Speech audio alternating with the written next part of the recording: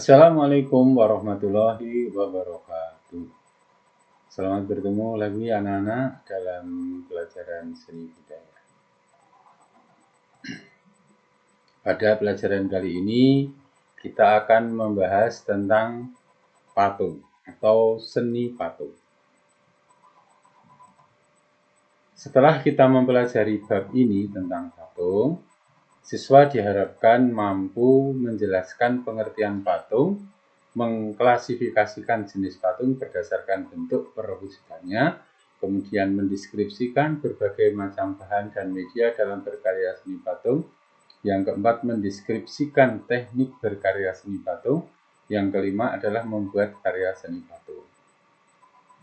Mendengar kata patung, apa yang terlintas dalam pikiran kalian? Perhatikan gambar berikut ini. Ini adalah gambar yang pertama, patung Garuda Wisnu Kencana. Ini adalah Wisnunya, dewanya orang-orang Hindu. Berikutnya adalah gambar monumen yang ada di depan gedung MPR. Gambar berikutnya adalah patung Selamat Datang. Berikutnya adalah patung Buddha. Ini adalah patung Asmat yang terbuat dari kayu. Ini patung primitif. Dan yang ini adalah patung yang terbuat dari tanaman untuk menghias halaman, ya, untuk menghias halaman. Nah, setelah mengamati gambar-gambar tadi di atas, coba kalian membuat format ini, kemudian tulis di buku tulismu.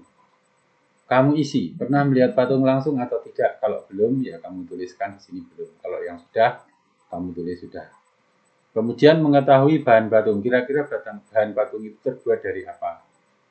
Kemudian mengetahui sejarah dan fungsi patung. Nah, ini kalau ingin mengetahui sejarah dan fungsi patung, kalian bisa search di Google, ya, atau deskripsi secara singkat tentang patung.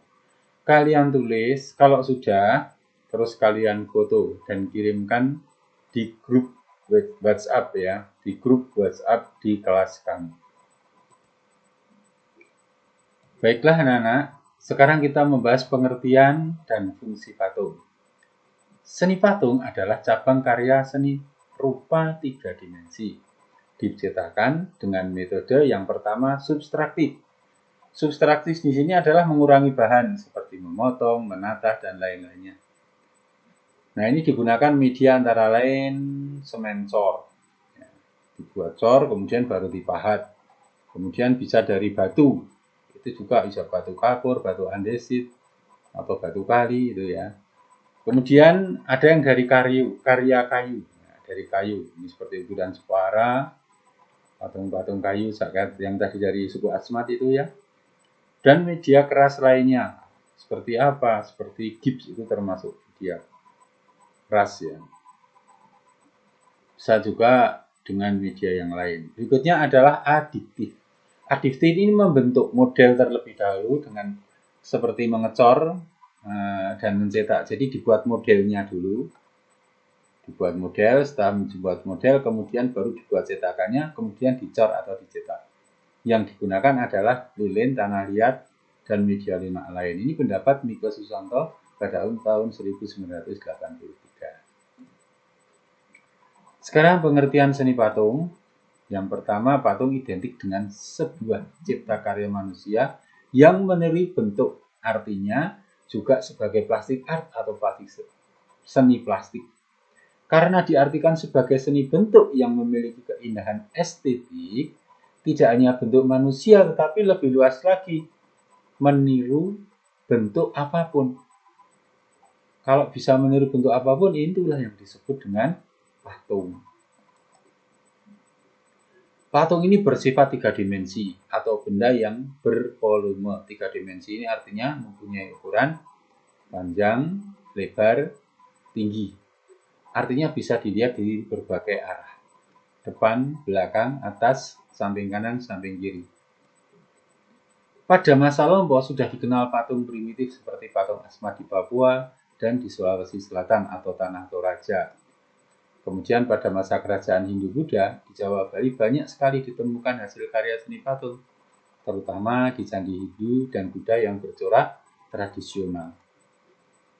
Nah, dilihat dari perwujudannya secara umum berdasarkan fungsinya seni patung ada 6 macam. Yang pertama, patung religi. Contoh ini patung Buddha, ini patung religi.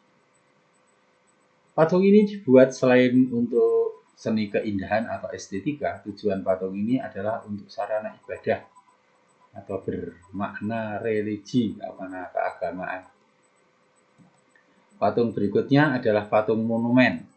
Seperti ini contohnya, monumen Pancasila Sakti untuk memperingati gugurnya para pahlawan dalam peristiwa G30 SPKI, untuk peristiwa yang bersejarah.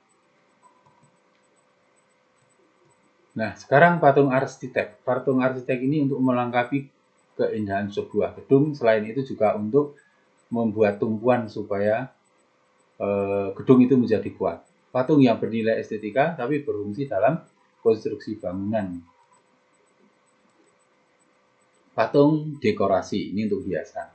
Contohnya ini, patung yang terbuat dari tanaman tadi ya, untuk menghias bangunan, atau mungkin juga untuk menghias lingkungan taman, seperti baik itu taman di rumah maupun taman bermain. Patung seni, nah ini patung ini mempunyai nilai seni, bentuknya imajinatif. Karya seni yang murni untuk estetika, hanya khusus untuk keindahan, yang hanya bisa dinikmati keindahan bentuknya. Patung kerajinan, berikutnya patung kerajinan ini anak. Patung ini patung menggambarkan patung bebek yang terbuat dari domplak bambu atau batang bambu, hasil dari para pengrajin. Untuk apa? Untuk konsumerisme. Konsumerisme itu apa? Untuk dikomoditikan, dijual, untuk mendapatkan penghasilan bagi para seniman atau orang yang memasarkannya. Bentuk dan jenis patung. Dilihat dari perwujudan dan bentuknya, patung dapat dibedakan menjadi 2 macam. Yang pertama adalah patung figuratif atau realistis, yaitu patung yang merupakan tiruan dari bentuk alam, baik itu manusia, binatang maupun tumbuhan. Ini contoh patung berbentuk manusia, yaitu tokoh pahlawan kita, tokoh kemerdekaan kita, Bapak Soekarno dan Bapak Hatta. Kemudian patung non-figuratif atau imajinatif adalah patung secara umum yang terlepas dari bentuk tiruan alam dan bentuknya abstrak. Abstrak ini di sini hanya menggambarkan, tergantung kita menafsirkannya. Baiklah anak-anak, saya rasa cukup sekian dulu untuk pelajaran kali ini tentang cara pembuatan patung dan bahan-bahan patung akan kita bahas dalam pertemuan berikutnya. Terima kasih. Assalamualaikum warahmatullahi wabarakatuh.